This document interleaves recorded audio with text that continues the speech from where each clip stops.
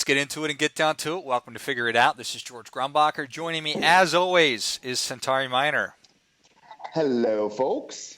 And helping us move from awareness to action this week is Michael Soto. He is the Executive Director of Equality Arizona, leading a statewide team working to build the political power of LGBTQ plus Arizonans in social, civic, and economic life. Welcome, Michael. Hi, George. Hey, Sentari. It's nice to see you both. Nice to see you. Michael is a returning guest to the show. That was probably a couple years ago, huh?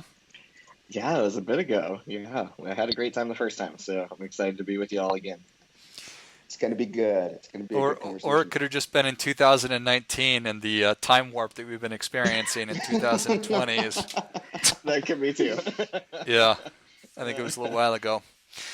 All right, so excited to talk about what it means to be transgender. And Centauri, why don't we get started? I kicked us Perfect. off last time talking about what it means to be a black man, and I'm going to let you kick us off this time.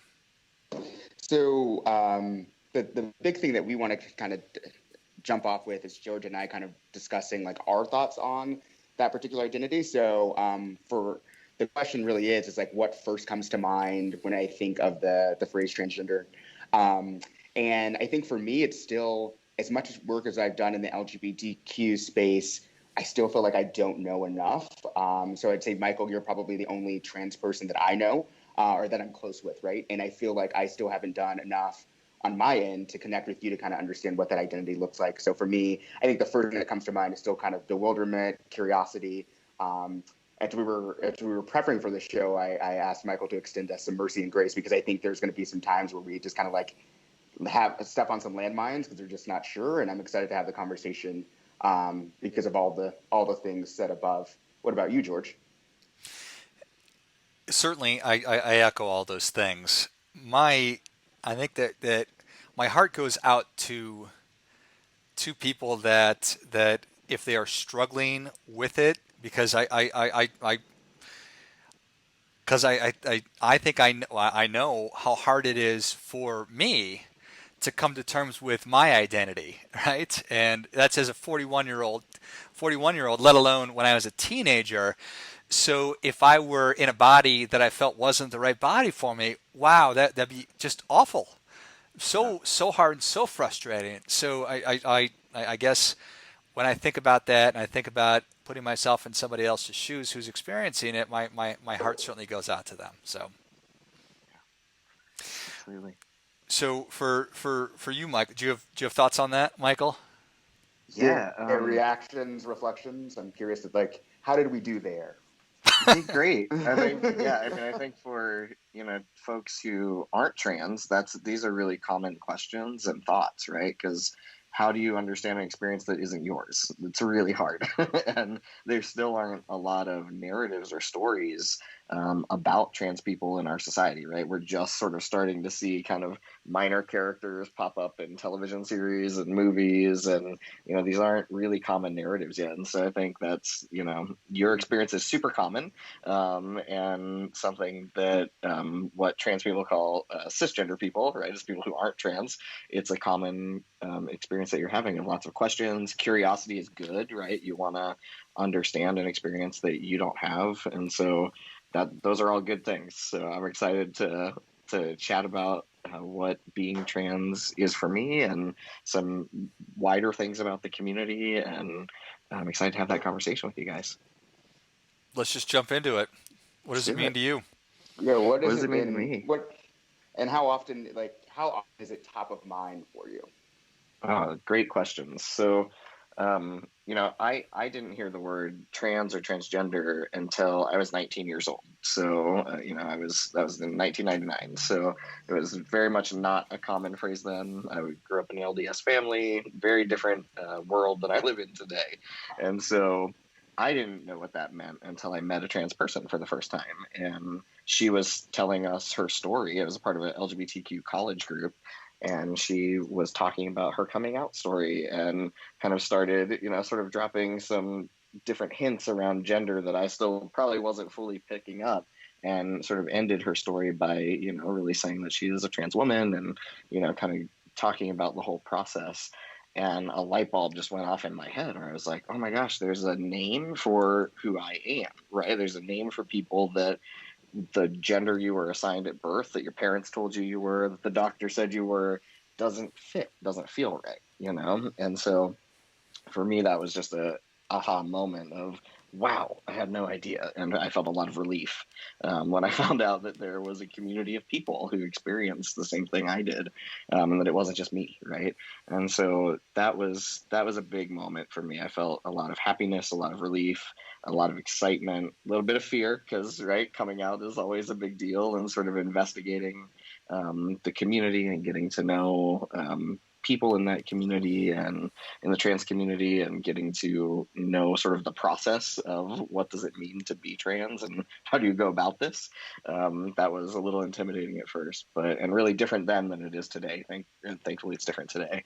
But yeah, that word, it means a lot to me because it's who I am. It is a defining characteristic for me in my life. I'm very out so that, I can be a part of a generation of people that makes it easy for kids to come out, for parents to be accepting, right? For people to even know what this is before they're an adult. So they have the opportunity to live authentically as much of their lives as possible. And so for me, being trans is top of mind all the time, because of the work that I do. So I'm always thinking of the impact that policy and legislation and different things are going to have, elections will have on the entire LGBTQ community, including the trans community. But it also, it's how I experience the world. And even though I've clearly been on hormones for a really long time and pass in a lot of contexts, it's still something that I'm always thinking about, because I was raised to behave in a gendered way in a really different way than I'm expected to behave now. And so that's always something that's all I'm always thinking about too, right? Which I think can translate into a little bit of imposter syndrome sometimes, and not being sure if I'm like responding, the way, or knowing I'm not responding the way that a cisgender man would, and knowing that that's outing me in some ways. So, yeah. Michael, you talk about passing, and it's so interesting because I don't think I realized until maybe like a year into our working relationship that you were trans, right? And it might just be because I just didn't pay attention, or I just didn't listen. But I think I remember we were actually meeting at, back when it was Paradise Bakery at the Biltmore, and you mentioned something, and I was like, wait, what? Did I get that wrong? And so if you could just talk a little bit more about like how open and forthcoming you are in just like initial meetings, or because I'm always curious about how do you navigate that world if it's just really obvious to folks. Yeah, I try to be super open. You can Google my name and find out that I'm trans. So there's no real hiding it. So I try to tell people as soon as possible. I think I probably assumed because we were on the EQAZ board together that you knew, and so I probably didn't announce it there because I assumed people knew. But I definitely, I try to. And it's easy with the kind of work I do. I can usually work it into a conversation real quick. Like, this is the kind of work I do, and this is the kind of person I am. But yeah, I try to. I think it's good to be someone who people see as, a trans person living their sort of best life in the world and doing work they're passionate about, and having a wonderful community of friends and family with them. And that's a really good thing, I think. And I have heard from parents, from kids that I've met when they were kids, some are now adults, being like, I couldn't see a future for myself or for my child until I met you, or I met other trans people. And then I wasn't afraid for them anymore, right? Because you're doing the things you want to in life, you're pursuing, whether that's school and work or personal life, you're pursuing all the things that make you happy, and you're just a person, right? You're just a successful person in the world who's defining their life and pursuing their dreams and their own personal successes, and learning from their personal failures in the way that everybody does. And so for me, I found it super important just to let people know who I am. I think that's changed a lot for the trans community, because actually, in order to transition decades ago, you had to want to pass and want to not tell people, and that was actually a part of the goal, right? And this was when there were a whole lot more medical and psychiatric barriers to the transition process, but a part of that had to be, or was, that you had to have the goal of being a heterosexual person, one, and of passing as a not trans person, as a cis person. So you mentioned, thank you for sharing all that. You mentioned that you were 19 when you first heard the term.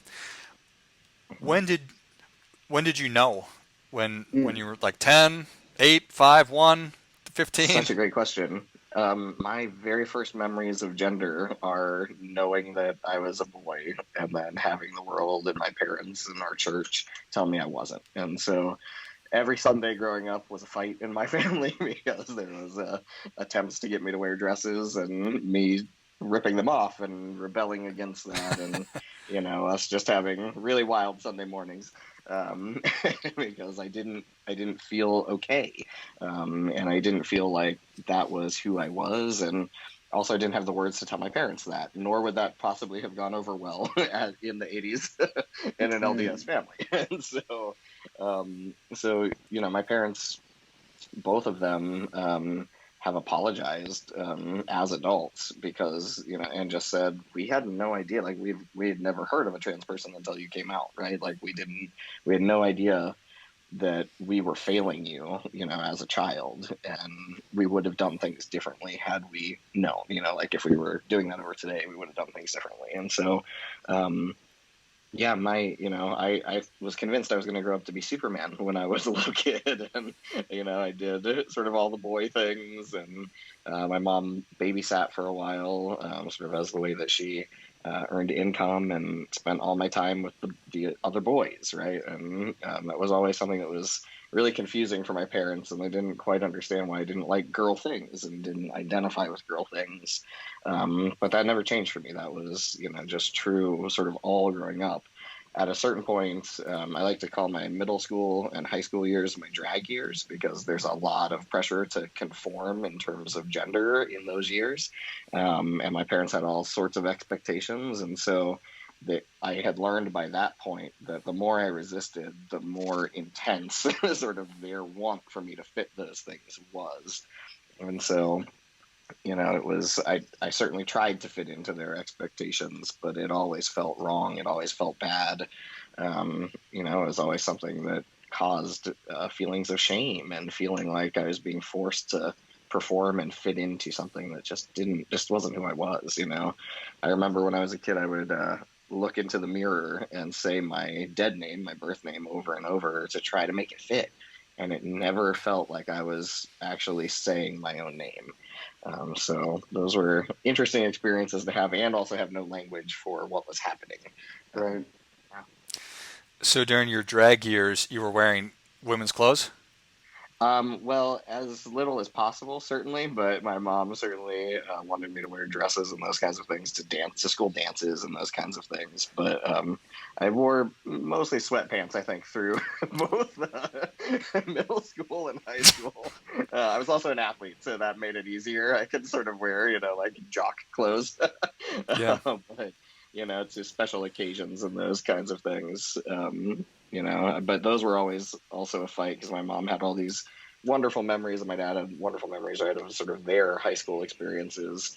And I would just be like angry or in tears because I didn't want to go and do those things. And so, yeah. Certainly, Michael, as I was just going to ask Michael, one of the things I think our listeners really need to understand is, like, as George kind of alluded to, being in an identity or being forced into an identity that you just do not believe in, or just, that that's not you. Kind of talk to us about, like, especially when you're in high school, man. Like, high school's already rough for everyone, but then having to go through that, maybe just give our listeners a little bit around, like, what was the mental state? How did it feel? What was kind of in your mind at that time?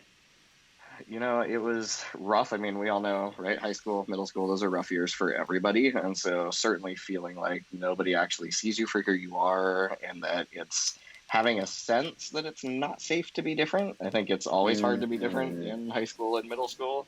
But in a time when, like, there wasn't, like, really internet, right? Like, we didn't have those access to those kinds of things in the way that we do now. We didn't have cell phones, right? And so there was no sense of there's a whole community of people in the world that are this.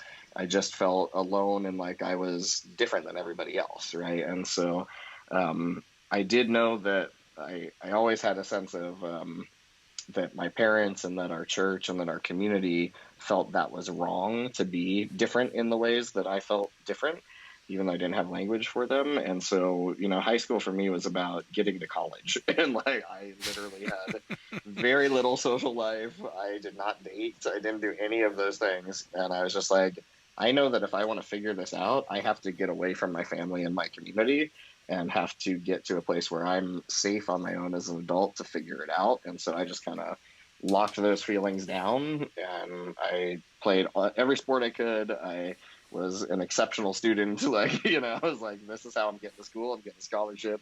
I'm getting out of here and then I'll deal with this.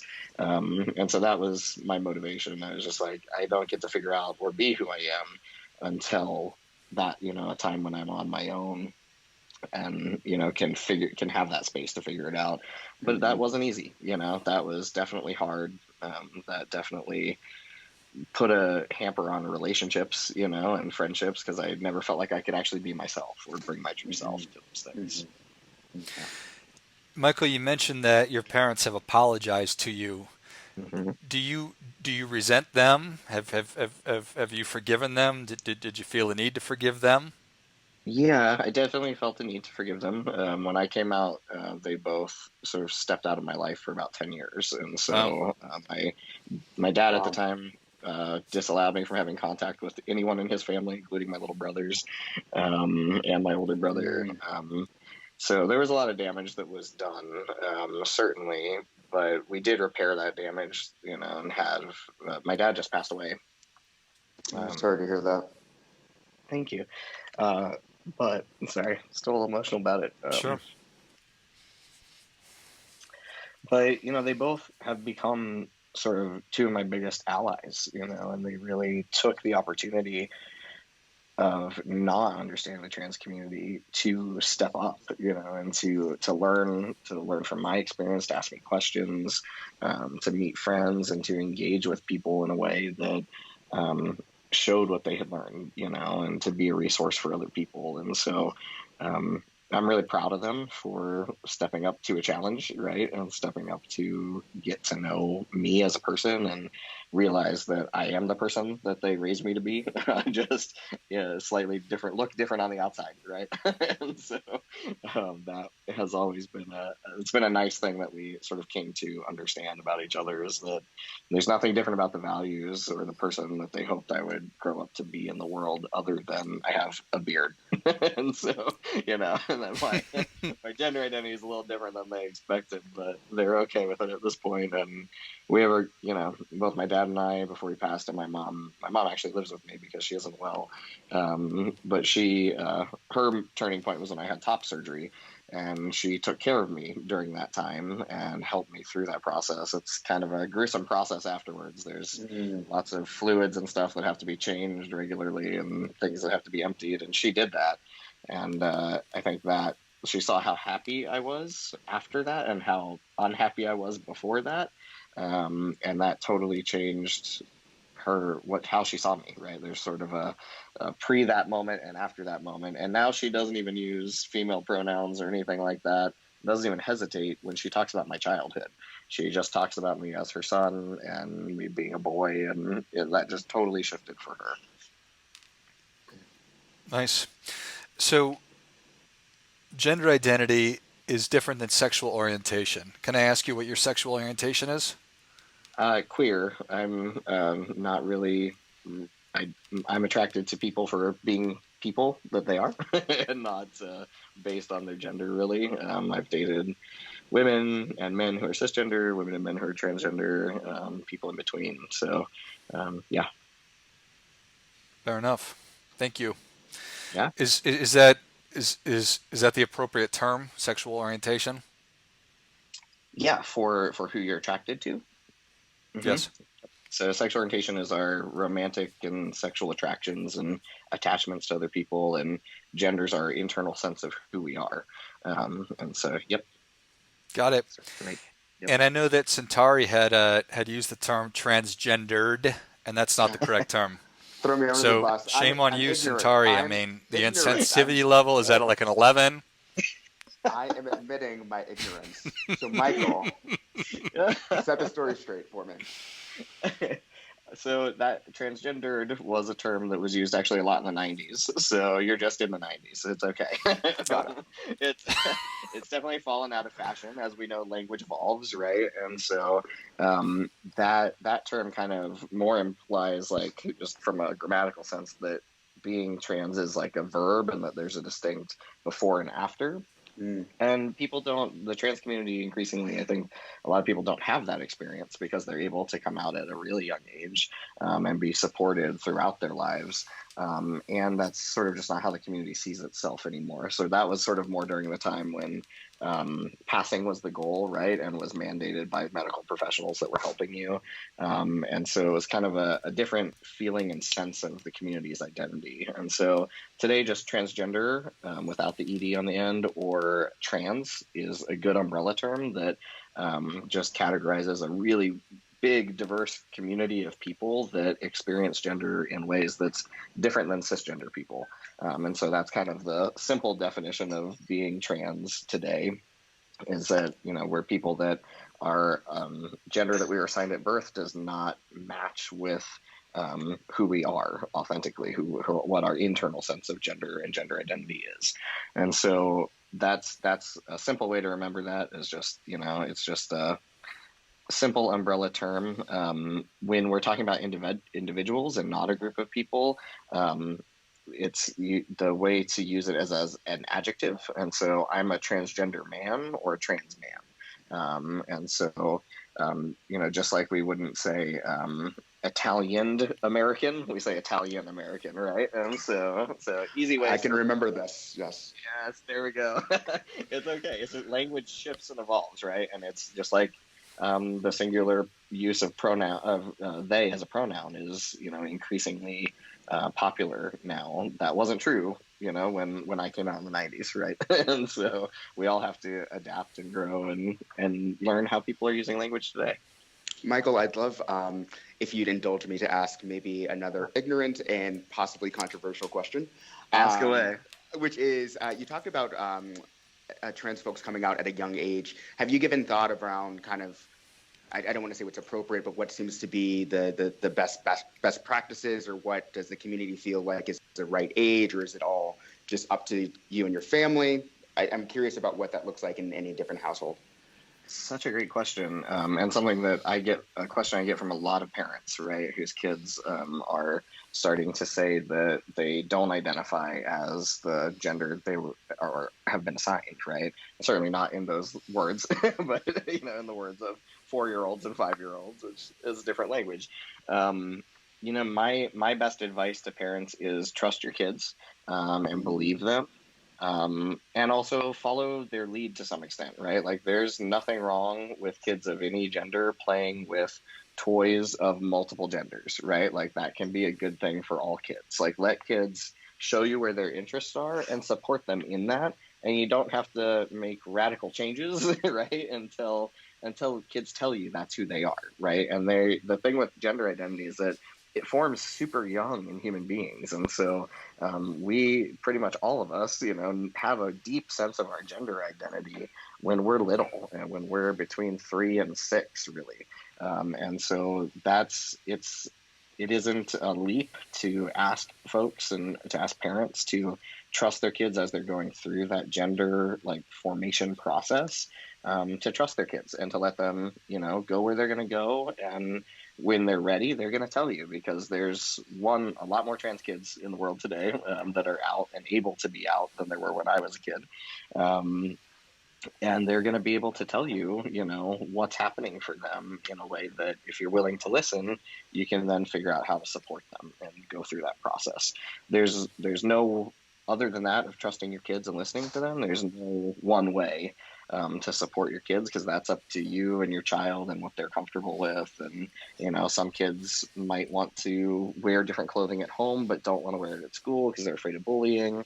Other kids are like, no, I want to wear that clothing and, make that transition, that social transition right now. And that's okay. So, but just being aware of that, for your kids and listening to what they're comfortable with and working them out with them, right? Our jobs, the job of parents is to guide children safely through childhood, right?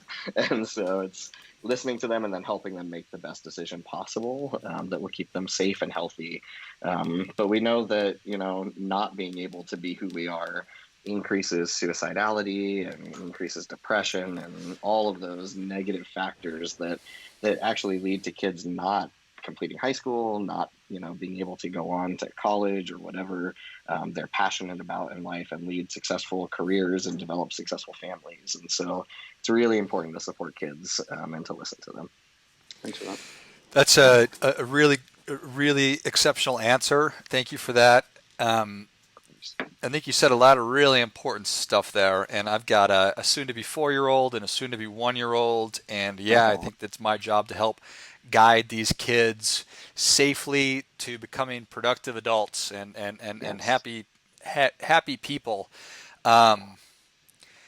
So you mentioned a social transition. Is Mm-hmm. that is can you define that for me? And then you've said Yeah. passing a couple of times. If you could define that for me too, please. You got it. So social transition is it's basically the transition of your name, your pronouns, the way you dress sometimes for some people, either all the time or some of the time. So it's really assuming a different gender expression in public and asking other people to be a part of that with you. And so that's a social transition. Um, it's sometimes the hardest part, right? Because that's people can really struggle with that. I know that was probably the hardest ask when I made that ask of people in my life. They really struggled with it because there wasn't a lot of knowledge about trans people, even less than today. And so that's one piece of transition. Another piece of it is different forms of medical transition, and so there are lots of options. There's no one surgery for any type of trans person. There's no one magic pill, right? None of those things just happen overnight, and it's really truly up to the trans person as to what they need or feel that is necessary for their medical transition and for their transition to be complete, right? For them to feel like they are complete and authentically themselves. That also changes the younger people transition, right? And so if people are transitioning younger, they may not need some of the different interventions that someone like me needed as an adult. And so there's a wide variety of medical processes they go through.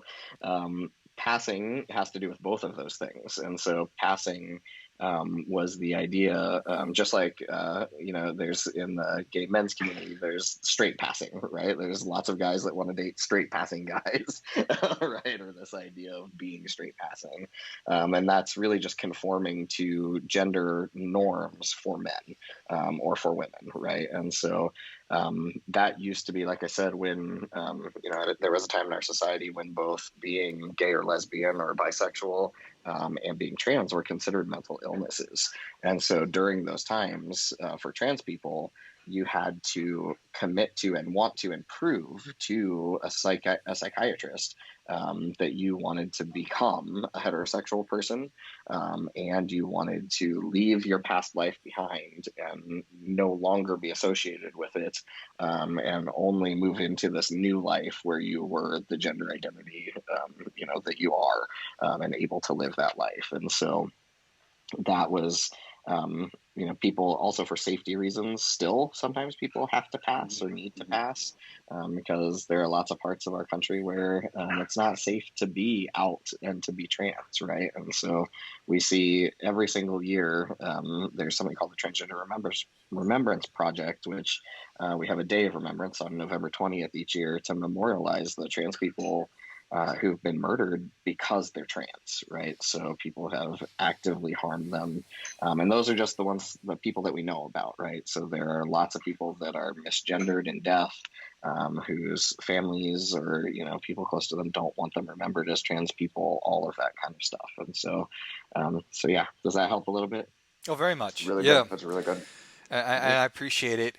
I'm a listener of the Joe Rogan podcast, and he brings on so many different folks. He had on a lady named Abigail Schreier. I imagine that you're familiar with her, and she's been at the center of a lot of controversy. And there's been a lot of, I think that J.K. Rowling, I mentioned to Sentari, I was reading a little bit about her today. So it seems to me that Ms. Schreier is concerned with young people transitioning under the pretense that it's not a permanent thing, or that it's reversible, and that her thought is that it's not reversible. So that's in the ether. So I wanted to ask you about what your thoughts on that are, on her Yeah, work. great questions. There's sort of an increasing segment of people that identify themselves as trans exclusionary radical feminists, right? And so these are folks that really have sort of looped all the way around in terms of ideology, from feminism being something where people get to be most authentically who they are, and where there should be freedom for everyone, right? Individual freedom to live your life as best you can, and in the gender and roles that you believe are best for you, and they shouldn't be pre-described by the world to you, whether that's for men, women, or trans folks, or anyone else. These turf feminists have sort of completed the circle back to biological essentialism, saying that it's actually biology that should determine who you are. And so that's kind of where we started, right, with working against the idea that it's biology that determines who you should be in society, right? That was the argument to keep women in the home, and the whole sort of separate spheres, right? Of who was that? Voltaire, right? Came up with the idea of separate spheres for the public sphere for men, the private sphere for women. They're an interesting sort of group, because for me, what it is that it is a group of largely white cisgender women who are typically sort of upper class to upper middle class. And for me, it reminds me, what I think it's about is similar to white fragility, right? They're not used to losing privilege, or to their privilege being questioned in any way. And so for me, it's a radical response to that, of saying, well, no one counts as women but us, right? And so for me, I think it's unfortunate, because people don't wake up and say I'm bored, so I'm gonna say I'm trans, right? That's not what we do. That's just not a thing. We know that, Sentari, like on the EQAZ board, people that we could talk to, anybody that we worked with, and people that identify as LGBTQ came out, and it was a process, and it wasn't an easy one, and it's still not an easy one, right? Like, it's 2020, going to be 2021 soon, and it's still not easy to be a member of our community. We've seen with the Trump administration, I think it's 193 different attacks on the LGBTQ community in 4 years. And so, there's a meme going around: when the Supreme Court has to decide on your rights, that's when or when the Supreme Court hasn't decided on your rights and whether they're valid or not, that's when you have privilege. And so, for me, it's these kind of feminists are actually working against the goal of feminism. And feminism is gender freedom for everyone, and everyone being able to have that individual liberty to be authentically who they are, and have no one determine who they are and what they can be in life other than yourself, right? And so I find it sad, and I think it's a phase in terms of this smaller, very small but vocal group of people. And I hope that they can get to know trans folks, and get to know that we are siblings and fellows in the struggle for gender equality, and that trans people having equality doesn't mean that women shouldn't, right? Women's issues are still a critical part of society that need to be addressed, and women have a place just like men do, right? And a feminism that I believe in sees a place for men, for women, for trans folks, for all of us, to make a better society for everyone. I love that. Michael, you a lot of what you just talked about, and you did a really good job of outlining the struggles, and we can go back to that. But I'm curious to know, what are some bright spots happening in the community right now, and where are there points of pride for both you personally and what you're seeing happening in a world that's chaotic at best? Yeah, great question. I mean, there are lots of bright spots, so that's wonderful. We have such an incredible community, and so many amazing trans people who are out and visible in ways that we've never been before, right? And that's from like celebrities, folks like I actually just did an interview with Chris Mosier this morning, who's this amazing trans guy who's this incredible athlete who helped change the Olympic rules on who gets to participate in sport, and that's close to my heart. I played a lot of sports as a young person, and I know how important those were for my development and my confidence and my trust in myself. And that helped me come out, right? Because I did trust myself because I had been a part of those kinds of activities. And so, folks like Chris are doing amazing work in the world and just being incredible role models for every kid, right? Not just trans kids, but for cis kids too. Um, we've got more and more representation. And so we've got people like Laverne Cox and Jimmy Clayton, Janet Mock, right, who are just totally living their best lives, pursuing their dreams to the fullest, and being these amazing trans role models in the process, and helping to create stories that are truly reflective of our lives. We haven't, every day I get the pleasure and the honor of knowing parents of trans kids and trans kids in our own community here in Arizona, and it's just wonderful to get to see these kids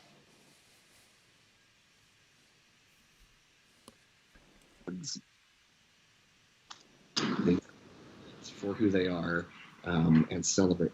Oh, can you hear me still? You cut out a little bit there. I think it might be your AirPods. AirPods. Yeah, sometimes these do that. Sorry, y'all. There we go. You're all good. You're great. Okay. I can go back to the another bright spot is getting to know, because of my job, getting to know the parents of trans kids and getting to see them living their best lives, their most authentic selves, and having their families be totally on board with that, which is just beautiful and amazing. And they don't have to go through some of the things that I had to go through, which is delightful to see. I can't wait to see what that generation grows up to become, right? And get to see all the amazing things that they do in the world.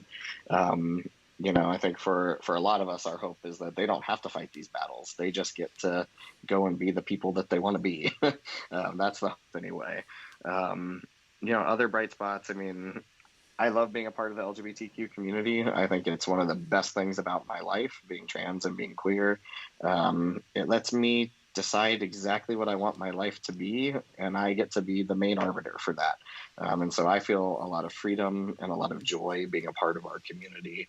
And I think we're, a really critical part of this society that's doing a lot to advance the ideas of what individual freedom looks like in our society today. And so I take a lot of pride in being a part of that, and just a lot of joy in being a part of our community, because we are very good at caring for one another, and about caring for other people, which I think is a hard thing in this time, right? We live in a more divisive time than I can recall in my life. And I think there's a lot to learn from LGBT people and the empathy that we extend one another and other people. I think that's, one of the most important things we can do today is get to know each other, get to know other folks, extend the empathy and the allyship that we ask for and that we practice with one another. Amen. I think that the more empathetic and the more kind we can be to one another, there's never not a need for that. In fact, to your point, I think we need that more now than ever. And I mean, thank you so much for your work, and because you are trailblazing, and we're at this inflection point where it's really it's so hard, and there's anger on probably every side, and there's confusion about everything, and people are freaking the F out in some areas, and but that's just how change happens. That's how the sausage is made. It's not always a pretty thing. There's a couple things that I'm going to be honest that I'm struggling with. I struggle with the idea of a of a man transitioning to a woman and then participating in sports. I'm struggling with that, so I'd love to talk a little bit about that. And the second thing is I'm struggling with that as a parent wanting to help my kids, and if one of my sons came to me when he was 5 or whatever age, and he said, I'm a girl and I want to have the surgery, that would be so hard. It would just be really, really hard, and I don't know how I would handle that. It's like you talk about being the grown up in the room, and I talk about I work in finance, and I talk about how I don't want my kids to make stupid decisions about taking on student loan debt because that's going to harm them. And so, what if it's just a phase? And that could be a terrible thing that I just said. I'm just being honest. What if it's a Okay. phase, and I Yeah. don't want them to make a decision that maybe that they would go through? So those are two of the things that I'm really struggling with. Yeah, those are really, really timely and really important conversations. So I'm really glad you brought them up. Which one do you want to start with? Um, let's start with sports. You got it. So this is a really great topic, and I'm excited that we're able to have this conversation, especially in light that Arizona was one of the 19 states that had a trans athlete ban bill drop last session in the legislature in the spring. Trans people have been using the bathroom with cis people, playing sports with cis people, doing all of those things for a very long time. And so, in many ways, this is a non-controversy being blown up into a controversy because we've been a part of sports in both before we transitioned and after we transitioned for a very long time. And so the good thing is that there are, sports is a very forward-thinking world in a lot of ways, and that's exciting.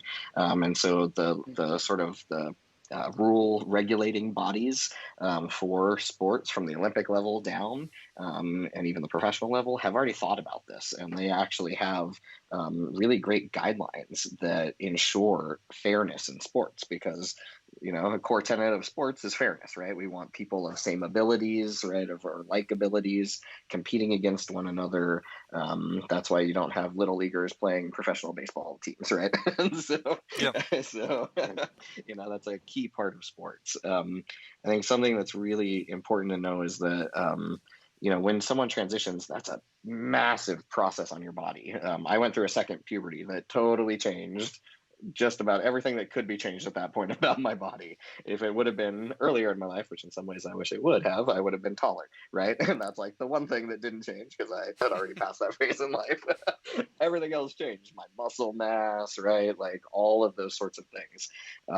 Hormones are super powerful and they do influence, a lot of the things that people are concerned about in sports. And so when a trans woman transitions, she becomes a woman hormonally, right? And so, and in every other way. But her body is, then she has the hormones that any girl or woman would have during that phase in her life, and that changes everything about her physiology.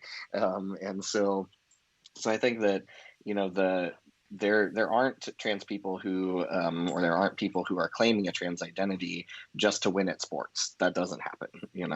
And in fact, what we're actually seeing as these conversations are happening is that trans girls, right, or trans women, once they've transitioned, they're going through that process, maybe even before, who knows? We don't have that data.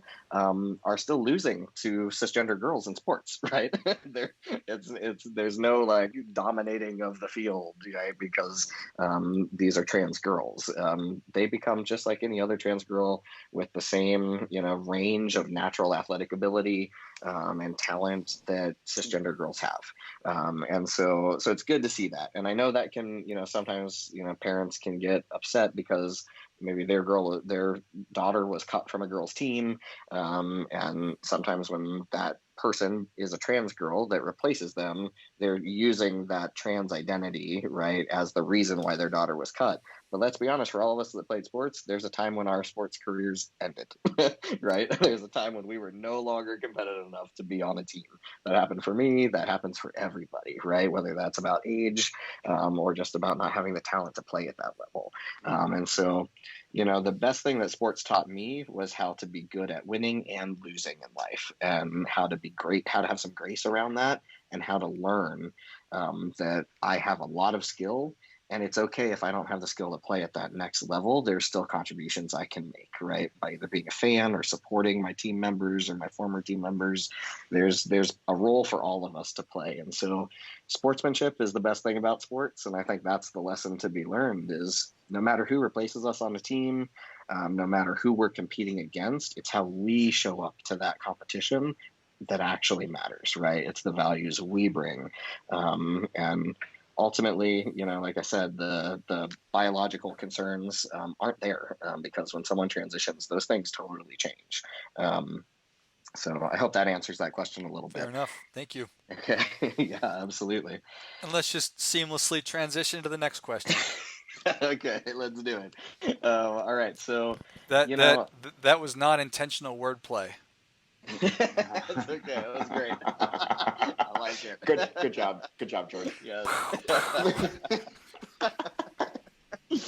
uh, medical transition is a medical transition is a serious thing, and that is something that I think both trans kids and parents have to weigh like any other medical decision, right? And so there are lots of ways you can support your child in being trans, without going to that surgery level. And in fact, I think the vast majority of surgeons, and in part because children's bodies aren't fully developed until they are adults, they don't do things like genital surgery on children. That doesn't happen because those parts still need to develop, right? Just to even be able to do that surgery.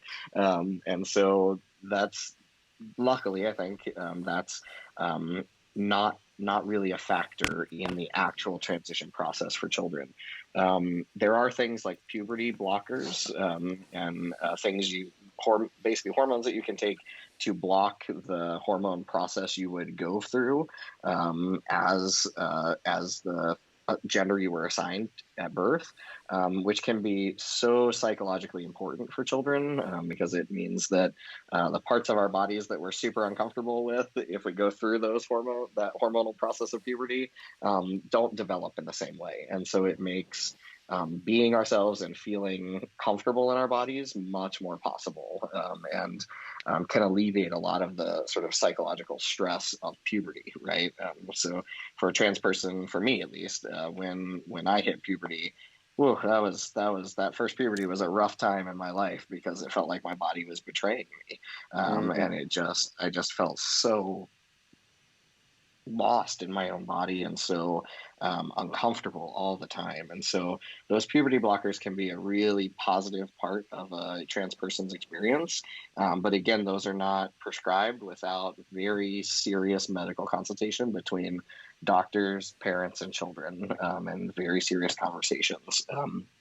And that isn't hormones that you would take as a part of hormone replacement therapy, which happens later, right? And so that's what I took to go through a second puberty, and that gave me facial hair and deepened my voice significantly, and brought on all of these other changes. Changed my hairline pretty intensely, which I worry about still. All of those sorts of things, that comes later. But those puberty blockers, the puberty blockers can also be stopped, right? So if a child decides, which also doesn't really happen. That's not a thing, where children are really committed to being trans and then are like, oh, I'm kidding, that was just a phase. But if that did happen, you could always stop taking the puberty blockers. So does that help a little bit? It does. Thank you. Okay, you That was bet. super informative. Michael, you've given us like quite an education in the 45 minutes we've been on, but I'm curious to know what else should people know? What do you wish people knew about the community or you or the movement? Gosh, that is a great question too. I wish people would take the time to get to know trans people, so they could know that our community, that our movement is one that's really just about creating a world that's safe for everybody to be who they are, and for that to be something that is celebrated, for gender diversity to be something that's celebrated and something that's seen and something that's seen as what it is, a normal part of human life and experience. And so, I want all the same things that most people do. I want a good career. I want a family that's happy and healthy and safe and secure. I want a home that feels comfortable and nice, like all of those things. I want to take a vacation, once or twice a year and be able to have a little time off with the people I love. Those are all the things that, that I want, that a lot of other people can relate to. A good cocktail at the end of the day, whatever those things are. Yes. Or at Coffee 12 in the o'clock. morning. That works. Whenever. Whatever. It's quarantine life. Nothing. There's no time. But I really wish that that cisgender folks knew that we're not a threat to you, to society. We're a part of society. We'll be a happier and healthier society when everybody has the true ability to be the people that they are and to pursue all of the things that make us happy and healthy adults in life, from career and school to family, to all of the things that make us happy, healthy people. Love that. Do you is there anything else that you feel like, especially as it relates to something that's local, like Arizona wise, that you want to bring up that's top of mind? I don't know if there's any like particular legislation or nationally. I'm just curious about, as we definitely go towards November of this year. I know there's probably a lot going through your mind, but anything that you think the listeners or viewers should know or be aware of? Absolutely. Yesterday, a federal bill dropped that is actually a trans athlete ban. And so it's important that we understand that that's happening, and that even though the rhetoric that they're using, right, is to protect women and girls in sports, that's not what it would do, is that it would actively ban people from participating in the wonderful benefits of sports. These bills, just like the one that was put forward at the Arizona legislature in the spring, often also have things like genetic testing or genital inspections for children, which is just wrong, and we should not do those things, right? Wow. Yeah, so talk about invasive government, right? We don't want that. So I think that's important to know that that's happening at the federal level. Our legislature is not in session right now, which we're always thankful when it's not. It makes life a little easier. But I do fully anticipate, if we don't flip the two houses to a Democratic majority, or at least tie the majorities in both houses, I definitely anticipate another round of very anti-LGBTQ bills. We had 7 that dropped this past session. Missouri was the largest. I think they had 17 or 19 that dropped. They fought each of those off. So I want people to be prepared that if we don't flip the houses or tie the houses, we're going to need people to show up and to say, as cisgender allies, as straight allies, and as LGBTQ people, that's not the Arizona we want to live in, where government gets to require genital inspections for children to play sports, or where government gets to say, who's deserving of, basic medical care or any of those things. And so that's something to look out for. The election, this is a critical election. I'm very worried about our democracy. President Trump's statements yesterday were super concerning about a transition of power, not peaceful, and not being allowed to happen.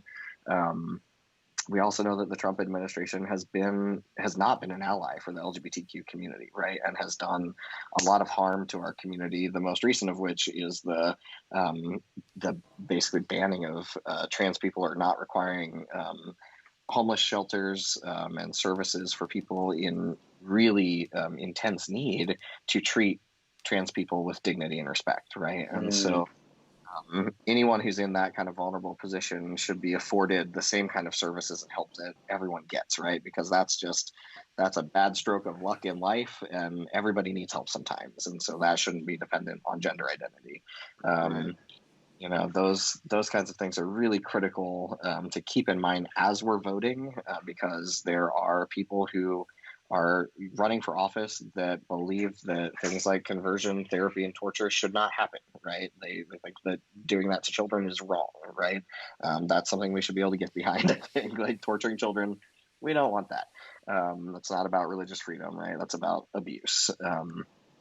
So for me, it's really do the homework and see, who has committed to standing up for the rights and individual freedoms of every Arizonan and every American. You can actually go to the Equality Arizona website and look on our endorsements, as well as our ballot walkthrough, which we'll have up by end of day tomorrow to actually see what we're recommending in terms of voting and why.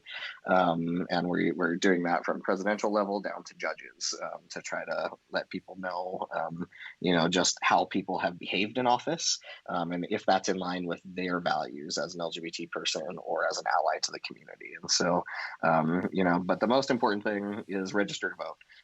October 5th is the deadline here in Arizona. So please register to vote and just participate.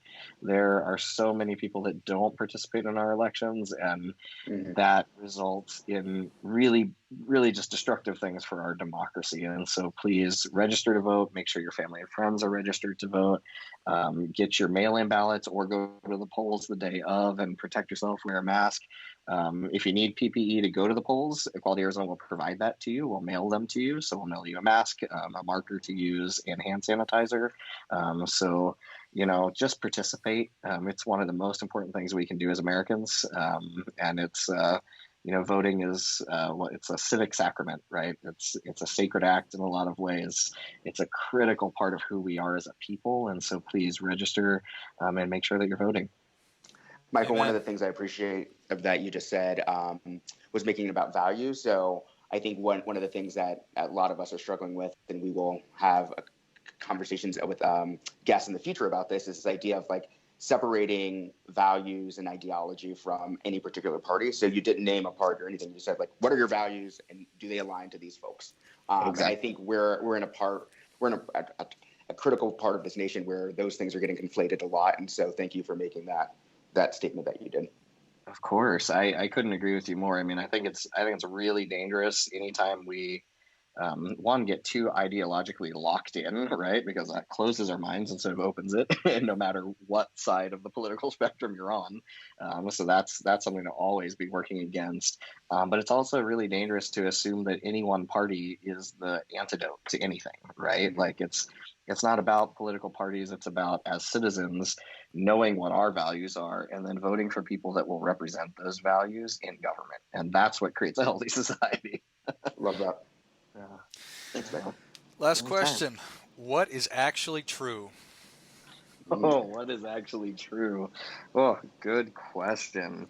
What is actually true is that we're all human beings doing the best we can. And if we have a little more love for each other, a little more empathy for each other, a little more compassion for each other, that's going to go a long way for trans people, for cis people. That's going to go a long way in terms of race and ethnicity. It's going to go a long way in terms of religion, in political thought, in every aspect of life. And so I think that's, something that I try to remind myself on a daily basis, is that we're all human beings doing the best we can, and right now under pretty intense circumstances.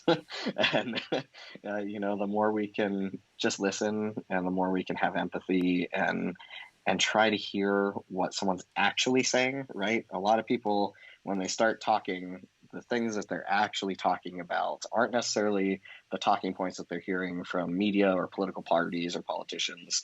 There are other things happening. And so ask people, and hear something instead of, letting it be this massive trigger and then making it this weird ideological argument. Ask people what they're actually afraid of, or like, what's really stressing you out, like, bring it down to a real level and be like, I hear that. What's really causing this fear though? Like, what's underneath that? Or what's causing you stress right now? And like, take it to a different level. You're going to have a much more human conversation, and one where you're going to find a bridge that you're going to be able to build.